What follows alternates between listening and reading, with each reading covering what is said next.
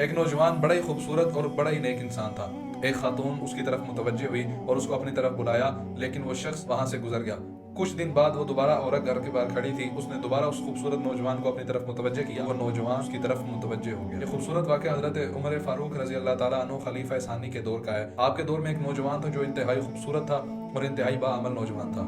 حضرت عمر فاروق اس کی عبادت کو دیکھ کر بھی حیران رہ جایا کرتے تھے۔ تو وہ نوجوان جب عشاء کی نماز پڑھ کے اپنے گھر کی طرف جایا کرتا تھا، راستے کے اندر ایک خاتون کھڑی ہوتی تھی اور وہ اس کو اپنی طرف متوجہ کرنے کی کوشش کرتی تھی، لیکن وہ نوجوان ہمیشہ نظریں جھکا کر اپنے راستے کی طرف چلتا۔ دن کا سلسلہ یوں ہی جاری رہا۔ بالآخر ایک دن آیا تو وہ نوجوان نے اس کی طرف آنکھ اٹھا کر دیکھا۔ جب وہ اس کی طرف چلنے لگا، اس کے قریب پہنچا، اس کے ذہن میں اللہ تبارک و تعالیٰ کی طرف سے ایک آیت مبارکہ آئی، جس کا ترجمہ یہ بنتا ہے: جب شیطان انسان کے دلوں میں کوئی وسوسہ ڈالتا ہے، وہ اللہ کے حکم کو یاد کرتے ہیں اور اپنے آپ کو گناہوں سے محفوظ کر لیتے ہیں۔ جب یہ آیت اس کے ذہن میں آئی تو خوف خدا سے وہیں پر گرا اور بے ہوش ہو گیا۔ جب کافی دیر گزر گئی، بیٹا گھر نہ آیا تو بوڑھا باپ بیٹے کی تلاش میں نکلا۔